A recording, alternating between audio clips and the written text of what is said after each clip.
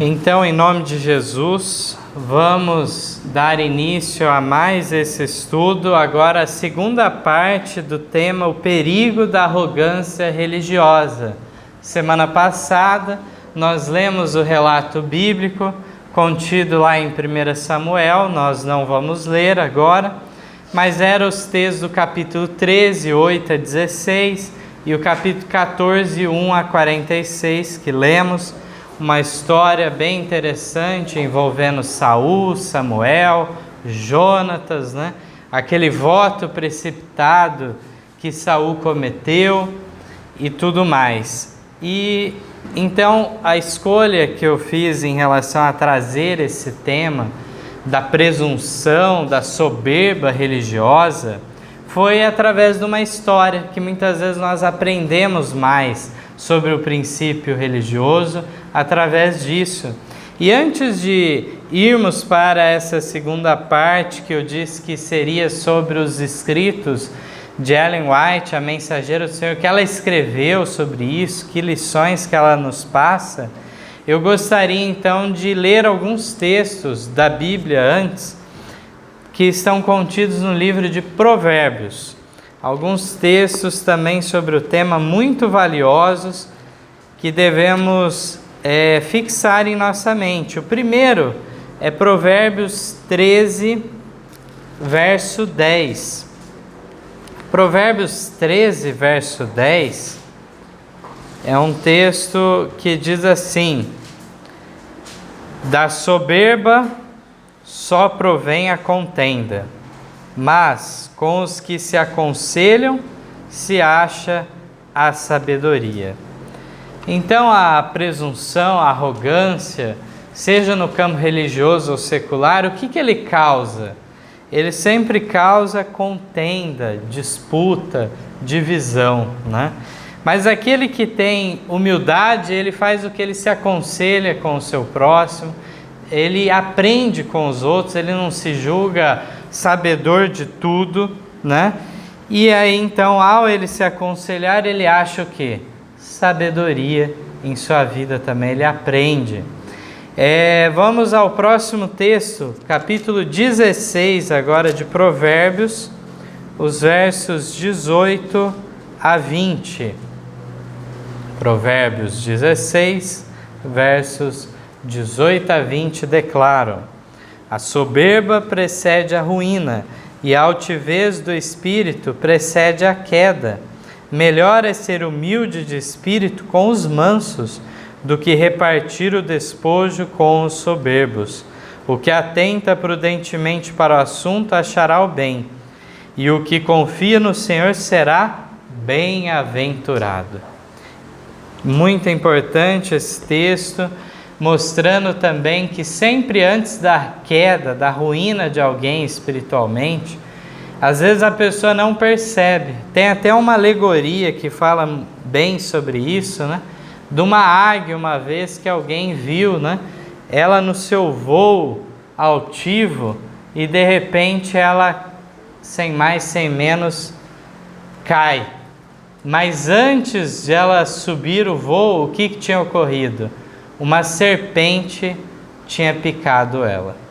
Então, o veneno da presunção, da soberba, ele sempre vem antes da queda. Muitas vezes aos nossos olhos nós não percebemos isso, mas na experiência individual de todos nós devemos cuidar, porque primeiro vem o orgulho e depois acaba por vir a queda total dessa pessoa. Então melhor é ser humilde, estar entre os mansos, do que repartir os despojos, aqui fala, com os soberbos. Não há tranquilidade, não há paz nesse tipo de vitória, que é apenas algo tremendamente efêmero, transitório. Devemos agora ir no capítulo 29 de Provérbios. 29, 23, o verso. Diz assim: a soberba do homem o abaterá, mas a honra sustentará o humilde de espírito. Então aqui, quando nós falamos contra o orgulho, a arrogância, nós não estamos falando contra a honra. Nós devemos, inclusive, nutrir, a Bíblia nos ensina, o chamado bom nome. Fala que isso é muito valioso, o bom nome. Deus se agrada disso. Devemos ser pessoas honradas. Deus quer isso. Mas não devemos ficar com uma honra, então, que se degenera numa espécie de formalismo, que nos leva, então, justamente a isso, a soberba do homem. Nada somos, somos pó da terra, mas em Cristo podemos fazer grandes coisas. Então, entrando mais uma vez na história do Antigo Testamento, daquele primeiro rei de Israel, Ellen White comenta no Patriarcas e Profetas, na página 617, 618, sobre aquele atraso que Samuel teve para vir ao encontro do acampamento de guerra que já estava reunido. E Saul, então, ficou esperando ele até certo ponto. Vejamos o que Ellen White declara. Dia após dia Saul esperou, mas sem fazer decididos esforços para animar o povo e inspirar confiança em Deus. Antes que o tempo designado pelo profeta houvesse expirado completamente, ele se tornou impaciente com a demora e deixou-se desanimar pelas circunstâncias difíceis que o cercavam. Então tinha um prazo para Samuel vir, não tinha concluído, ele tinha atrasado mais do que o esperado, mas não tinha concluído esse prazo e já ficou impaciente. Em vez de procurar fielmente preparar o povo para a cerimônia que Samuel vinha realizar, alimentou incredulidade e maus pressentimentos. Buscar a Deus pelo sacrifício era uma obra soleníssima e importante, e Deus exigia que seu povo examinasse o coração e se arrependesse de seus pecados, a fim de que se pudesse fazer oferta com aceitação perante Ele, e a bênção divina acompanhar seus esforços para vencer o inimigo. Mas Saul se tornara inquieto, e o povo, em vez de confiar em Deus para obter auxílio, olhava para o rei, a quem tinham escolhido, para que os guiasse e dirigisse. E diz mais, Deus tinha determinado que unicamente os que eram consagrados ao ofício deviam apresentar sacrifício diante dele. Mas ordenou Saul: trazei-me aqui um holocausto. E cingido como estava de armaduras e armas de guerra, aproximou-se do altar e ofereceu sacrifício diante de Deus. Como nós lemos semana passada, ele não era da tribo de Levi, não era sacerdote, nada daquilo. Ele era o rei de Israel. Competia a ele a parte civil, a parte militar de Israel, mas ele se aproximou do altar de Deus e quis então efetuar um sacrifício, um holocausto. No comentário bíblico, volume 2, página 1014, Ellen White declara: ele, Saul, poderia ter oferecido uma humilde oração a Deus sem o sacrifício, pois o Senhor aceitará até a oração silenciosa de um coração opresso, mas em vez disso ele se colocou à força na posição de sacerdote. Então, como tínhamos lido, ele não ficou só na parte que lhe cabia de orar a Deus, mas ele foi adiante, além do que Deus definia. Na meditação de 71 Vidas que Falam, na página 150, e também no comentário bíblico, no mesmo volume, página, Ellen White diz mais: ao reter Samuel, era propósito de Deus que o coração de Saul fosse revelado, a fim de que outros pudessem saber o que ele faria numa emergência. Saul foi colocado numa posição de prova, mas não obedecer às ordens. Ele entendeu que não faria diferença quem se aproximasse de Deus, ou de que maneira, e cheio de energia e consideração própria, encaminhou-se para o ofício sagrado. Então aqui fala que foi providencial de Deus o atraso de Samuel para que se revelasse o coração de Saul, e mais, Aqui a experiência de Saul nos lembra a experiência de Caim com Abel. Cada um deles fizeram o quê? Foram fazer um sacrifício a Deus. O que mais que eles fizeram? Construíram um altar a Deus. Mas na parte essencial daquilo, que era o fato de que sem derramamento de sangue não há remissão de pecados, então Caim escolheu do jeito dele. E ele então deu das primícias dos frutos que ele tinha. Isso fazia parte muitas vezes do ofício sacerdotal, mas numa outra área das ofertas de primícias a Deus, mas aquilo não substituiu o quê? O sacrifício do cordeiro. E aí então um sacrifício foi aceito por Deus e outro rejeitado. O que nós vemos nessa experiência e na experiência de Saul é a tentativa de muitos em nossos dias, que querem fazer uma adoração, querem fazer a sua religião sob medida, do seu jeito. Escolhem aquilo que lhe apraz e aquilo que não lhe apraz deixam de lado. Ellen White diz ainda que o Senhor tem suas ações determinadas e, se não são compreendidas e acatadas por aqueles que estão associados com sua obra, se homens sentem-se livres para desrespeitarem suas ordens, não devem ser mantidos em posição de confiança, devem ser removidos. Eles não dariam ouvidos ao conselho nem às ordens de Deus através desses instrumentos por ele apontados. Como Saul, correriam para uma tarefa que lhes não fora indicada, e os erros que cometeriam ao seguir seu humano discernimento colocariam Israel de Deus onde o seu líder não se lhes revelaria. As coisas sagradas se misturariam com as comuns. Olha a seriedade disso. Deve ser removido prontamente aquele que toma uma posição ousada como a de Saul. Na página seguinte da mesma meditação, Ellen White diz que Saul procurou defender seu procedimento e acusar o profeta, em vez de reconhecer-se culpado. Há hoje muitos que seguem conduta semelhante, como Saul são cegos aos próprios erros. Quando o Senhor procura corrigi-los, recebem a reprovação como se for insulto e encontram a falta naquele que leva a mensagem divina. Então é como aquela frase, né? Não se deve matar o mensageiro. O mensageiro ele só veio trazer uma mensagem, mas muitos se voltam contra o mensageiro, culpam o mensageiro. Assim como Saul tirou de discurso, não, mas você demorou muito, Samuel. E o povo estava aqui com medo, estavam abandonando o seu posto, eu tinha que fazer algo. E essa foi a desculpa que saiu, e alguns vão achar razoável essa desculpa. Aqui diz, tivesse Saul se mostrado disposto a ver e confessar o seu erro, esta amarga experiência teria se mostrado uma salvaguarda para o futuro.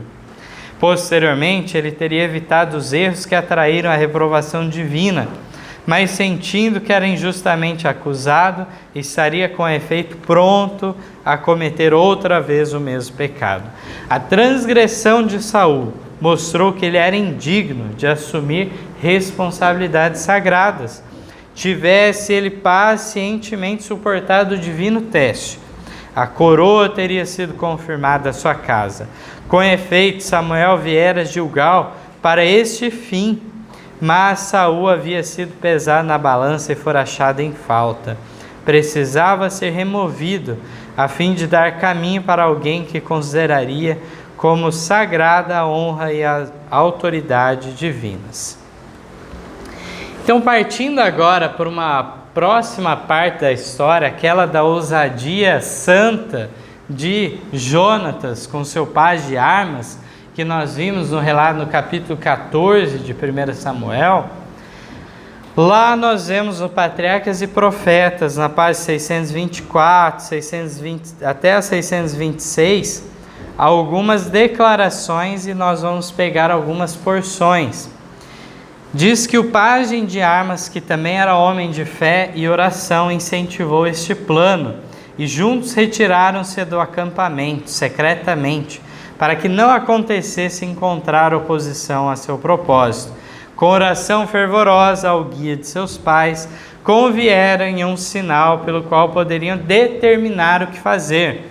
Descendo então para a garganta que separava os dois exércitos, silenciosamente seguiram seu caminho à sombra do rochedo, e ocultos parcialmente pelas pedras e saliências do vale. Aproximando-se da fortaleza filistéia, ficaram à vista de seus inimigos, que sarcasticamente disseram: eis que já os hebreus saíram das cavernas em que se tinham escondido. Então os desafiaram: subi a nós, e nós vô-lo ensinaremos. Querendo dizer que puniriam os dois israelitas pela sua audácia. Este desafio era justamente o quê? O sinal que Jonatas e seu companheiro tinham concordado aceitar como prova de que o Senhor favoreceria o seu empreendimento. Saindo agora das vistas dos filisteus e escolhendo o caminho secreto difícil, os guerreiros se dirigiram ao cume de uma rocha, que tinha sido considerada inacessível e não estava muito fortemente guardada. Assim penetraram no arraial do inimigo e mataram as sentinelas que, dominadas pela surpresa e temor, não ofereceram resistência. Anjos celestiais escudavam a Jonatas e seu auxiliar. Anjos combatiam ao seu lado, e os filisteus caíam diante deles. A terra tremia como se uma grande multidão com cavaleiros e carros se estivesse aproximando. Jonatas reconheceu os sinais do auxílio divino, e mesmo os filisteus viram que Deus estava agindo para o livramento de Israel. Grande temor apoderou-se do exército, tanto no campo como na guarnição. Na confusão, tomando seus próprios soldados por inimigos, os filisteus começaram a matar-se uns aos outros. Diante de toda a incredulidade de Saul, Deus quis dar o livramento de uma maneira que revelasse todo o poder de Deus, né? E nós vemos então no outro texto, também de uma meditação, Filhos e Filhas de Deus, de 2005, na página 208, que diz que em Jonatas, filho de Saul, viu o Senhor um homem de pura integridade, alguém a quem ele podia atrair para perto de si e em cujo coração podia atuar. Aparentemente, sua aventura foi temerária e contrária às regras militares, mas o ato de Jonatas não foi praticado por precipitação humana. Ele não confiava no que ele e seu pai de armas por si mesmo poderiam fazer. Foi um instrumento que Deus empregou em favor de seu povo Israel. Eles fizeram seus planos e puseram a causa nas mãos de Deus. Caso os exércitos filisteus os desafiassem, avançariam. Mais tarde teria a experiência de Davi também, né? Que foi avante diante aquele desafio, aquele deboche que aquele gigante Golias fazia, né? E todo Israel amedrontado, né? E Davi foi adiante. E os dois, como bem sabemos, foram grandes amigos, apesar de todas as circunstâncias contrárias a isso, né? A inimizade do próprio pai de Jonatas contra Davi. Diz mais: fácil teria sido aos filisteus matarem esses dois homens valentes e ousados, mas não lhes entrou na cabeça que esses dois homens isolados houvessem subido com qualquer intenção hostil. Os admirados homens que estavam em cima olharam, demasiado surpreendidos para compreender-lhes o possível objetivo. Consideraram esses homens como desertores e permitiram-lhes avançar sem lhe fazer dano. E caíram diante de Jonatas, e o seu pajem de armas os matava atrás deles. Este ousado feito infundiu um pânico no acampamento. Jazem ali os corpos mortos de 20 homens, e aos olhos do inimigo havia centenas de homens preparados para a guerra. Os exércitos do céu revelaram-se à multidão dos oponentes filisteus. Então nós vemos que, diante dessa experiência, eles achavam então ou que eram desertores ou que eram apenas espias, olhando a situação que estava, nunca pensavam que iriam desferir um ataque aos sentinelas. E voltando ao Patriarcas e Profetas, Ellen White declara o seguinte: decidido a tirar para si as maiores vantagens, o rei temerariamente proibiu aos seus soldados tomarem alimento durante o dia todo, impondo a ordem por meio de uma solene imprecação: maldito o homem que comer pão até a tarde, para que me vingue de meus inimigos. A vitória já havia sido ganha, sem o conhecimento ou cooperação de Saul, mas ele esperava distinguir-se pela completa destruição do exército vencido. A ordem para a abstinência de alimento foi motivada pela ambição egoísta e mostrou ser o rei indiferente às necessidades de seu povo, quando essas estavam em conflito com seus desejos de exaltação própria. Confirmando essa proibição com um juramento solene, Saul se mostrou não somente temerário, como também profano. As próprias palavras da imprecação dão prova de que o zelo de Saul era por si mesmo e não pela honra de Deus. Ele declarou seu objetivo: não ser que o Senhor fosse vingar de seus inimigos, mas que me vingue de meus inimigos. Então, como nós vemos aqui, a ambição desse recém-empossado rei, era de que ele se distinguisse, se exaltasse, que ele tivesse parte nessa vitória. E ele agiu dessa maneira. Diz mais: a proibição teve como resultado levar o povo a transgredir o mandato de Deus. De que maneira? Eles tinham estado empenhados em guerra o dia todo e desfaleciam pela falta de alimento. E apenas se passaram as horas da restrição e caíram sobre o despojo e devoraram a carne com sangue, violando dessa maneira a lei que proibia comer com sangue. Durante o dia de batalha, Jonatas, que não tinha ouvido acerca da ordem do rei, era ignorantemente transgrediu então, comendo um pouco de mel, quando passava através de um bosque. Saul teve conhecimento disso à tarde e havia declarado que a violação desse edito seria punida com a morte. E embora Jonatas não tivesse sido culpado de pecado voluntário, embora Deus lhe tivesse miraculosamente preservado a vida e houvesse operado por meio dele, o rei declarou que a sentença devia ser executada. Poupar a vida de seu filho teria sido um reconhecimento da parte de Saul de que ele pecara fazendo um voto tão precipitado. Isto seria humilhante ao seu orgulho. Assim me faça Deus de outro tanto, foi a sua terrível sentença, que com certeza morrerá Jonatas. Então nós vemos que Deus mexeu com tudo isso, com o rei, para que ele viesse ao reconhecimento, quando envolveu a própria casa, o próprio filho dele, que ele pudesse cair em si da situação em que ele estava. Mas ele então preferiu seguir no seu orgulho próprio. E aqui nós vemos uma distinção que Deus faz, que devemos fazer, em relação ao que é um pecado voluntário, um pecado esclarecido, que a pessoa teve conhecimento daquilo, e daquilo que a pessoa não estava ciente. Então,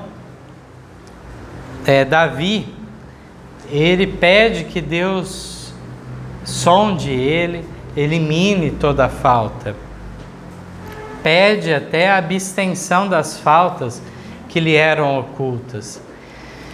No entanto, Deus é esse Deus que justamente atende a essa oração. E Ele não condena a pessoa que está nessa condição.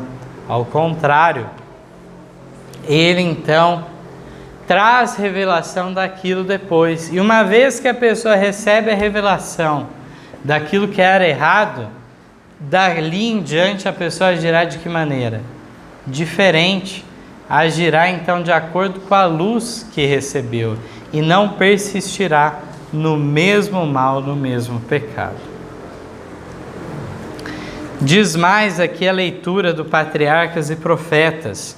Saul não podia pretender a honra da vitória, mas esperava ser honrado pelo seu zelo ao manter a santidade de seu voto. Mesmo com o sacrifício de seu filho, queria impressionar seus súditos com o fato de que a autoridade real tinha de ser mantida. Em Gilgal, pouco tempo antes, Saul tomara a ousadia de oficiar como sacerdote, contrariamente ao mandado de Deus. Sendo reprovado por Samuel, obstinadamente justificou-se.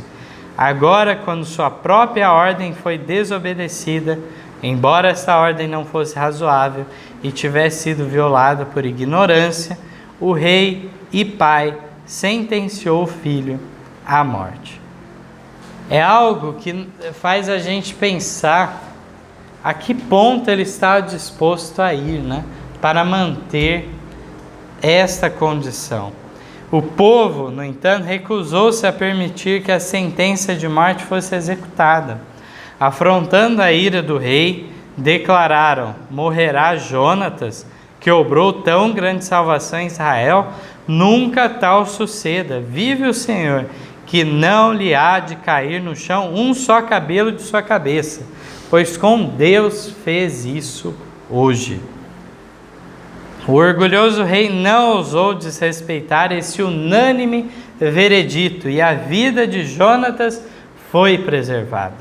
Saul não pôde deixar de sentir que seu filho era preferido a ele, tanto pelo povo como pelo Senhor. Veja só os pensamentos que ficavam na mente dele. Agora até mesmo a inveja da honra que seu filho recebia.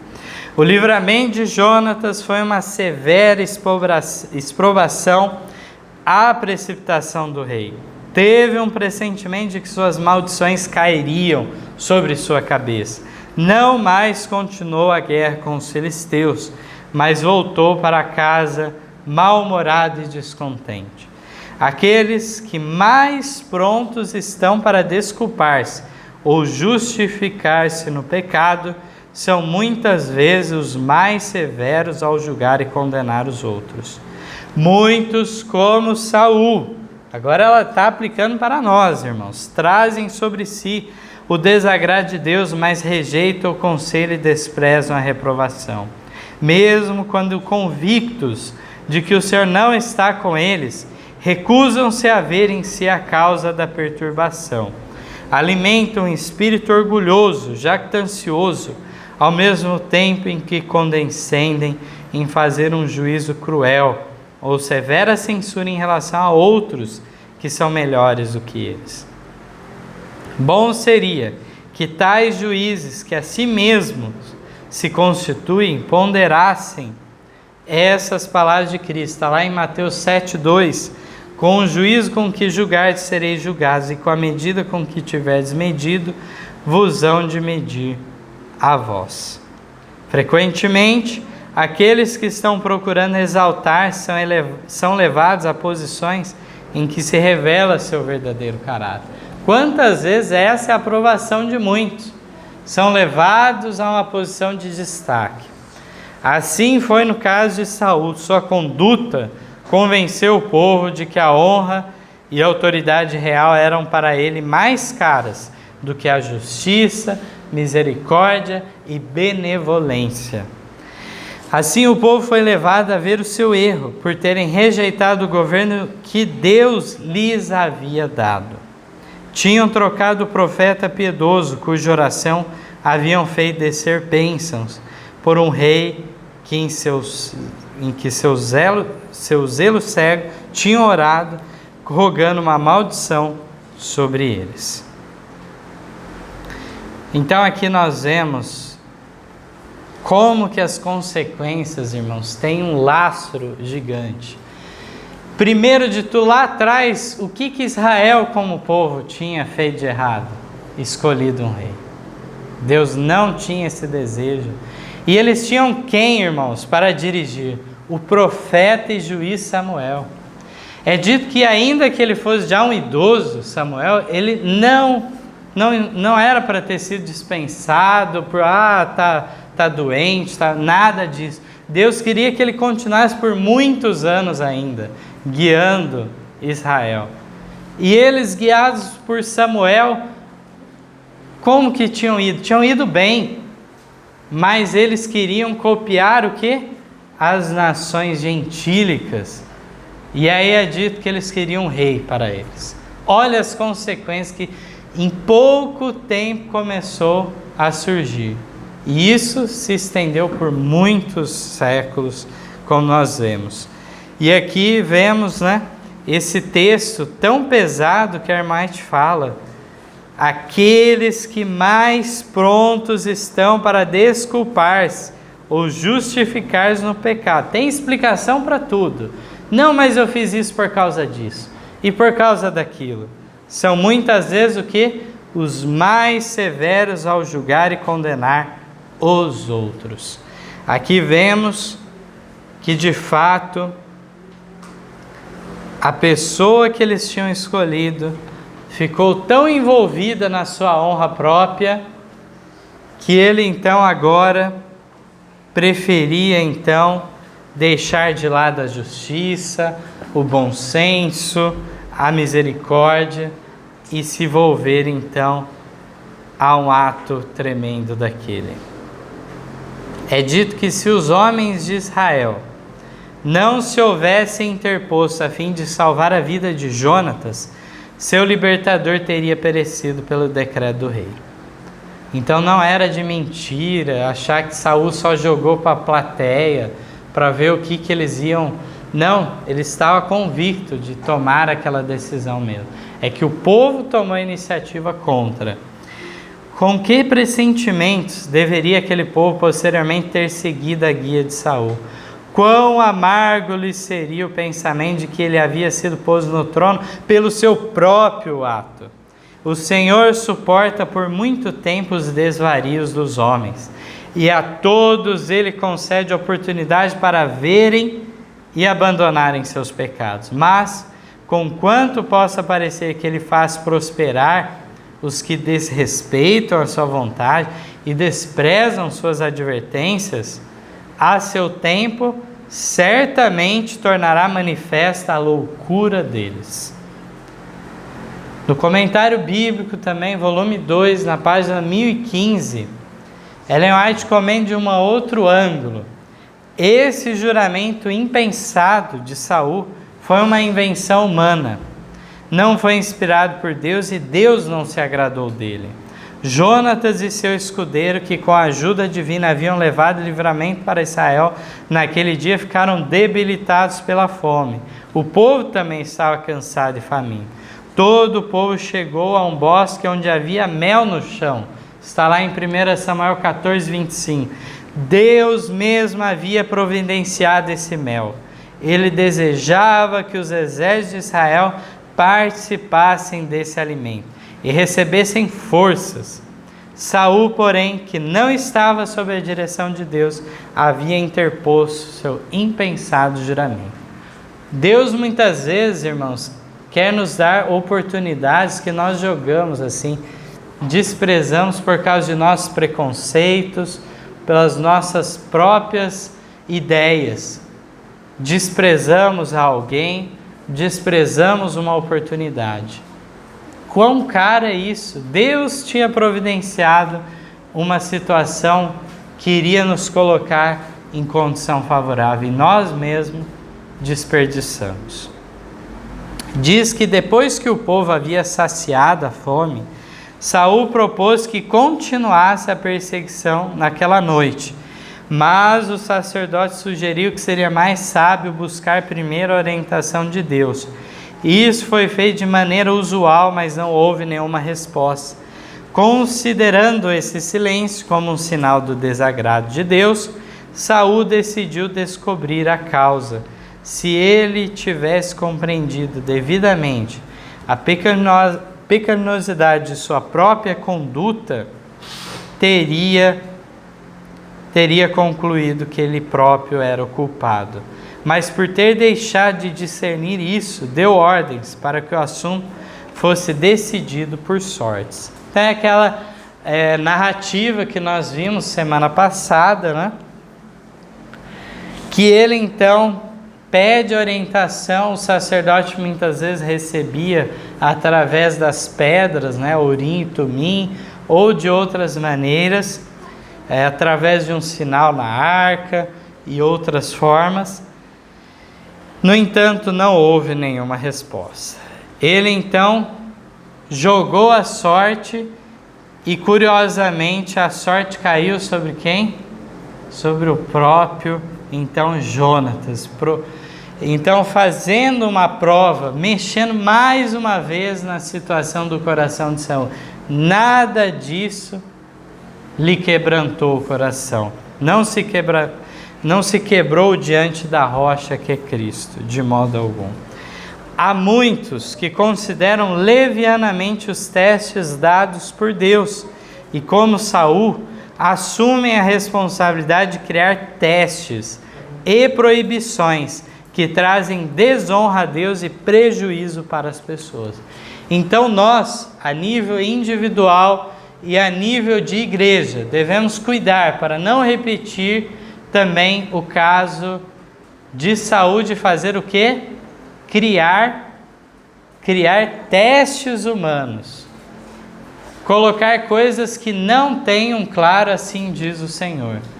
Então estes estão criando prejuízo para a causa, prejuízo na vida pessoal de cada um. E quantos fanáticos já surgiram na história da igreja que inventaram um teste da sua cabeça, muitas vezes favorecia suas próprias inclinações, ou eram pecados que eles lutavam contra e tinham um horror muito grande quanto àquilo e colocavam um peso exagerado em algo que não deveriam. Quantas vezes nós vemos isso acontecer? Mas ao mesmo tempo que criam testes, proibições de sua cabeça, os testes de Deus são o quê? Negligenciados. Esses são perdidos de vista. E eu gostaria de ler com os irmãos um último texto que a irmã também traz uma aplicação para nós. Está no Testemunhos para a Igreja, volume 4, página 415, e que nos fala em relação a este perigo, que foi o tema da nossa explanação desde a semana passada, o perigo da arrogância religiosa. Olha o que Ellen White fala. A causa de Deus necessita de homens de intelecto, homens que pensem, homens bem versados nas Escrituras, para enfrentar a volumante onda de oposição.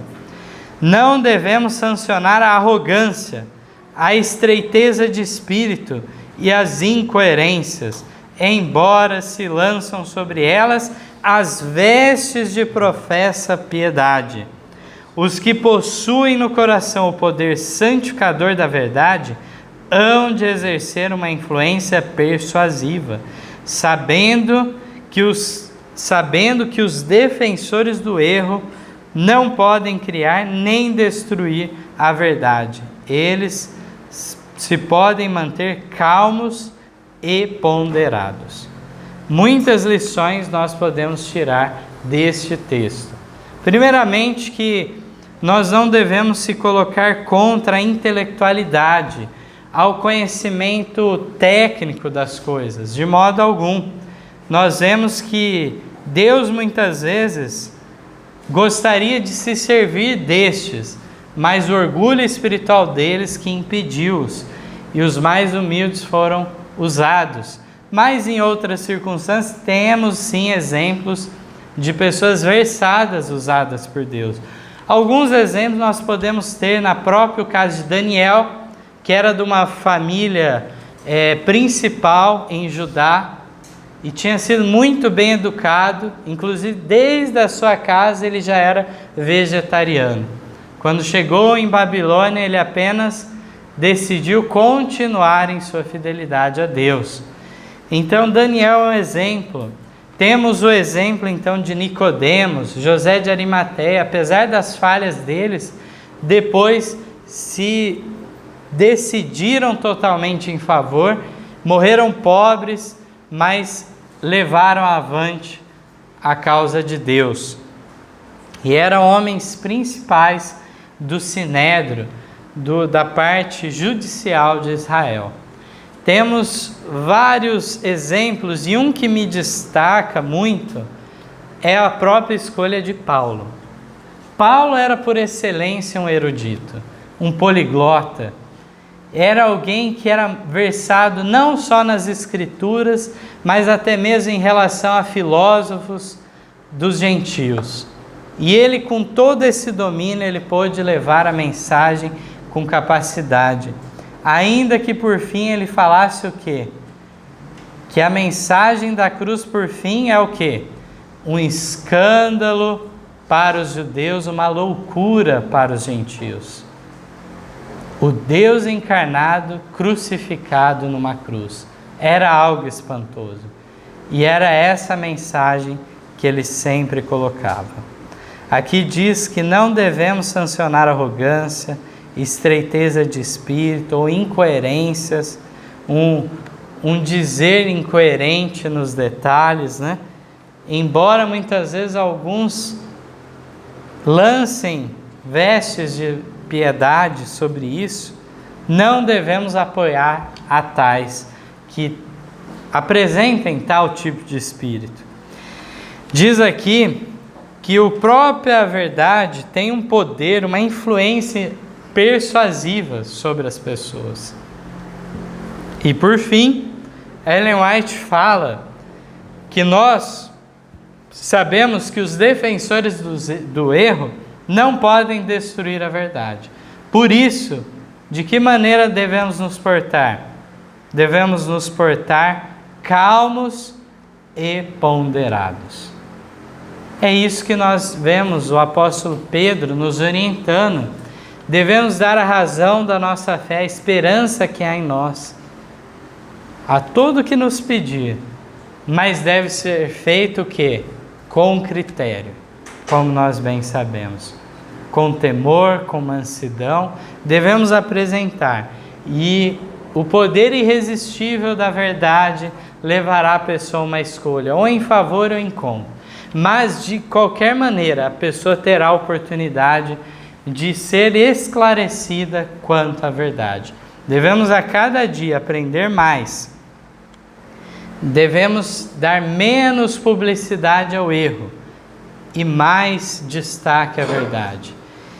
E tendo o espírito correto, obedecendo ao que Deus determinou em sua palavra, possamos ser pessoas que não venham a repetir a história daquele rei de Israel. Alguém pode dizer, mas eu não vou me colocar numa posição tão exaltada como de um rei. Mas a arrogância, o orgulho próprio não precisa muitas vezes de uma posição tão exaltada para se manifestar. Ellen White, num outro texto, ela declara que há mais esperança para o ébrio do que para o orgulhoso. Este muitas vezes está o quê? Inconsciente do seu pecado, e isso o incapacitará de estar no céu. Que então a cada dia façamos a nossa vocação e eleição em humildade a Deus, sabendo que somos dependentes dele, tal como Cristo declarou: sem mim nada podeis fazer. Que possamos crer de fato nisso. É esse o meu desejo e oração. Amém.